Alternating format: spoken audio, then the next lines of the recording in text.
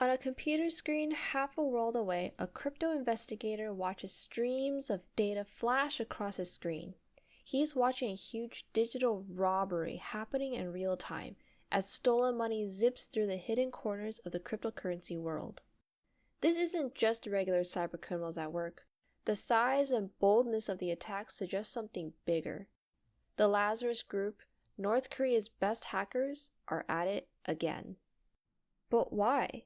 Why would a nation teetering on the brink of economic collapse, a country struggling to keep its lights on, spend so much money on computer attacks? The answer is simple. North Korea is cut off from the world by sanctions. They desperately need money to build nuclear weapons, so they've turned to stealing money online to stay afloat. Here's the scary part. In today's world, you don't need tanks and planes to attack another country. You just need computers and skilled hackers. But North Korea isn't the only player in this game.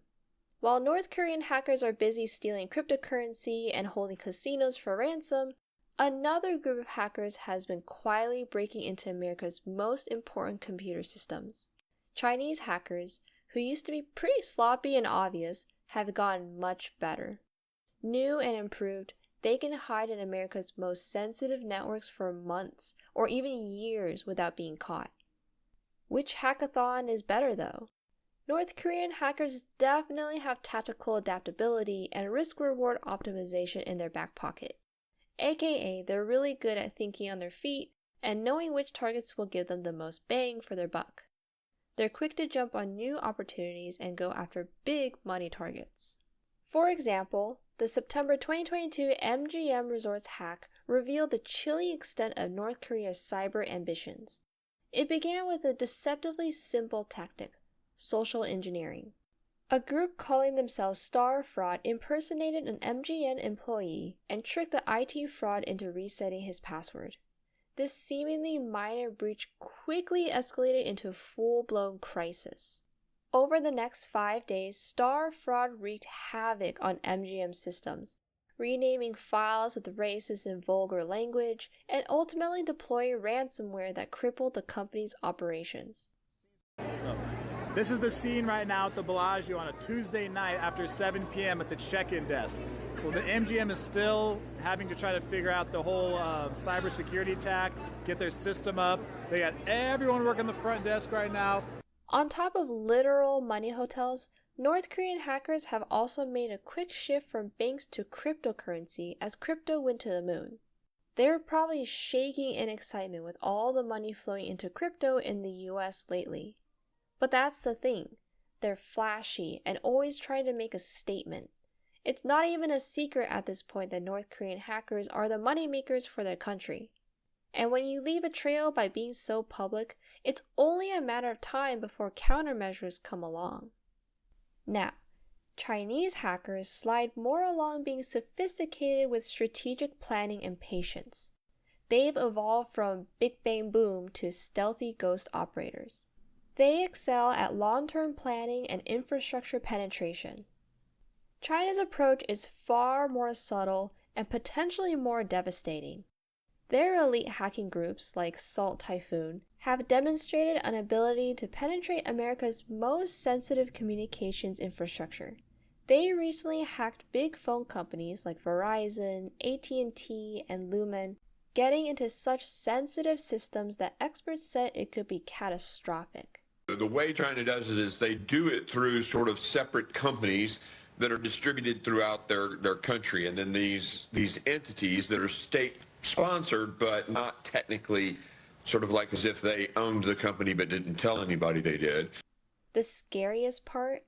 They could even see how U.S. law enforcement spies on suspects, basically spying on the spies. The return from these operations are definitely slower, which means resources used can get intense with such long-term plays.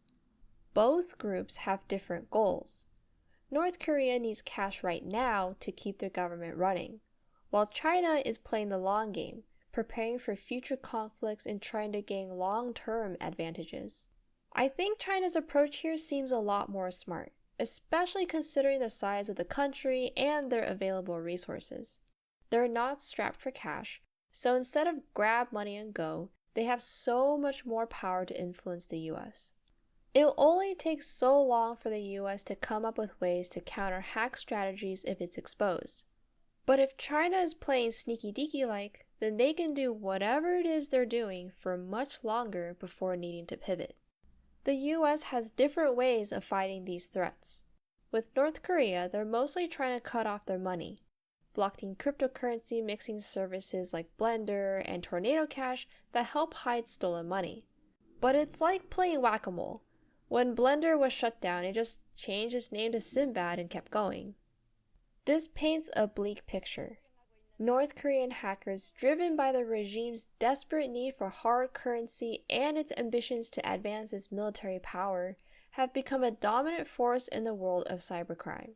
Their targets are expanding, their techniques are evolving, and their success rate is alarming.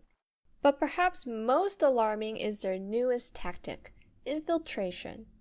North Korean IT workers posing as foreign nationals have begun embedding themselves within American companies.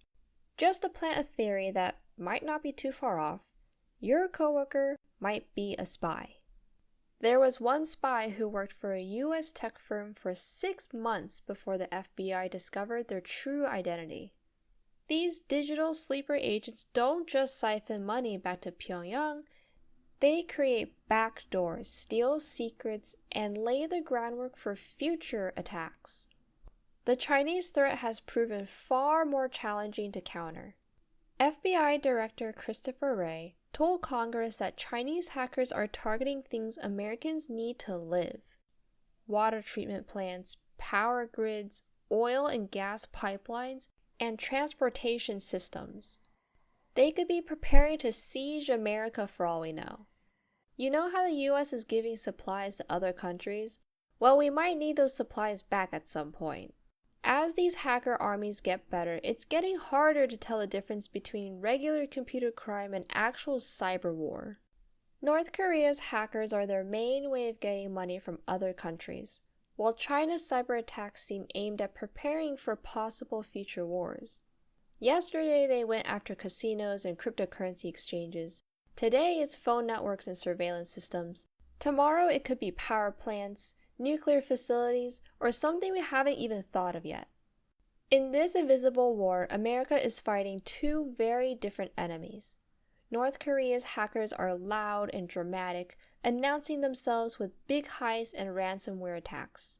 China's hackers are like ghosts, silently moving through America's most sensitive networks. We know they'll attack again. We just don't know where or when, or if we'll even be ready when they do.